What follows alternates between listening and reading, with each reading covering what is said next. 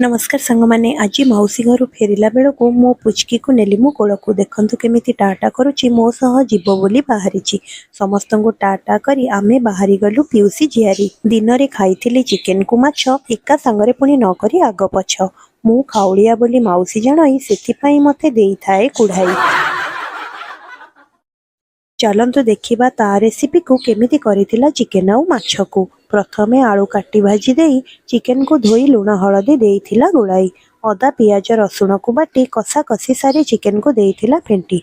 जेहेतु से करिवो चिकेन तरकारी पानी देइथिला कढ़ई पूरा करी। तापरे हेइगला तार चिकेन कौन मो माछ कांदे एपटे सेथिपाई माछ को भलरे भाजी ताकू भी करिथिला मसला देई धनिया पत्र रे सजा सजी। आपण माने चिकेन रे माछ खांती कि नहीं कमेंट रे जणाइबा को भूलिबे नहीं। सबु माछ चिकेन एका खाई नथिली माउसी घरु सासु ससुर पई भी आनीथिली। चपल साड़ी को बेड सिटी एहा हेउची मो माउसी रो गिफ्ट। जानिथिबे मु तो बहुत चालाकी सेथिपाई देइथिली सबु रखी।